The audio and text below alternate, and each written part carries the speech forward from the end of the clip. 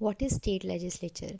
अब जैसे कि सेंटर में पार्लियामेंट है जिसका पार्ट होते हैं लोकसभा, राज्यसभा और प्रेसिडेंट, वैसे ही स्टेट में होती है स्टेट लेजिस्लेचर लॉ बनाने के लिए, जिसका पार्ट बनते हैं गवर्नर, लेजिस्लेटिव असेंबली जिसे विधानसभा भी कहते हैं, लेजिस्लेटिव काउंसिल जिसको विधान परिषद कहते हैं।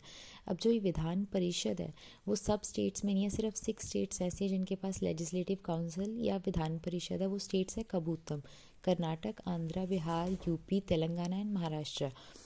अब जो लेजिस्लेटिव असेंबली है तो हर स्टेट के पास है। अब इसकी क्या कॉम्पोजिशन है वो आर्टिकल 170 में मेंशन है। कम से कम 60 और ज़्यादा से ज़्यादा 500 मेंबर्स हो सकते हैं। 60 से लेके 500 के बीच में भी मेंबर्स हो सकते हैं। तो अब ये डिपेंड करता है on the population of that state. अब अगर किसी को लेजिस्लेटिव असेंबली का मेंबर बनना है तो उसको मिनिमम क्वालिफिकेशन चाहिए, वो तो 25 ईयर्स का एज होनी चाहिए और एक सिटीज़न ऑफ इंडिया होना चाहिए। अब जो लेजिस्लेटिव असेंबली के इलेक्शन है, एमएलए की इलेक्शन है, वो डायरेक्ट इलेक्शन होते हैं क्योंकि आप वोट डालने जाते हो एमएलए के इलेक्शन में, आप चूज़ कर रहे हो रिप्रेजेंटेटिव, तो डायरेक्ट इलेक्शन है। अब सेम लेजिस्लेटिव काउंसिल भी है, उसके भी इलेक्शन होते हैं, पर वो इलेक्शन होते हैं इनडायरेक्ट। अगर लेजिस्लेटिव काउंसिल की बात करूँ, सिर्फ 6 स्टेट्स के पास है। अगर कोई और स्टेट चाहे लेजिस्लेटिव काउंसिल लेना या बनाना, तो वो क्या प्रोसेस है, उस स्टेट को स्पेशल मेजॉरिटी से, उस स्टेट की लेजिस्लेटिव काउंसिल को स्पेशल मेजॉरिटी से ये रेजोल्यूशन पास करना पड़ेगा कि हमें लेजिस्लेटिव काउंसिल चाहिए। स्पेशल मेजॉरिटी मतलब 2/3 of president voting plus absolute majority.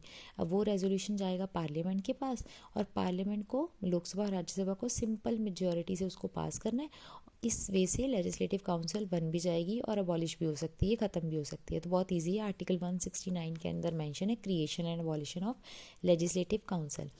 अब लेजिस्लेटिव काउंसिल, विधान परिषद की क्या स्ट्रेंथ है, तो मैक्सिमम स्ट्रेंथ होनी चाहिए, हो सकती है 1/3 ऑफ लेजिस्लेटिव असेंबली और मिनिमम 40। ये आर्टिकल 171 में मेंशन है। लेजिस्लेटिव असेंबली का 170 में मेंशन है कॉम्पोजिशन, 60 से लेके 500 मेंबर्स, और काउंसिल की मेंशन है 171 में।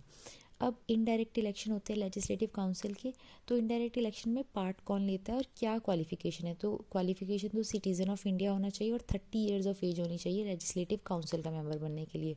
अब इनडायरेक्ट इलेक्शन में कौन पार्ट ले रहा है, जितने भी मेंबर्स होते हैं टोटल लेजिस्लेटिव काउंसिल के, उसके 1/3 मेंबर तो इलेक्ट होते हैं एमएलए के थ्रू, एमएलए इलेक्ट करता है। बाकी 1/3 मेंबर इलेक्ट करते हैं लोकल बॉडीज़ जैसे कि पंचायत, म्यूनिसिपैलिटीज़, डिस्ट्रिक्ट बोर्ड्स।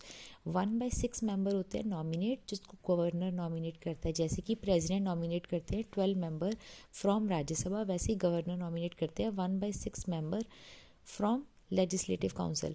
अब ये members art, literature, social service और साइंस की फील्ड से होने चाहिए। और एक और है कोऑपरेटिव मूवमेंट, ये एक्स्ट्रा है जो कि राज्यसभा में नहीं होता।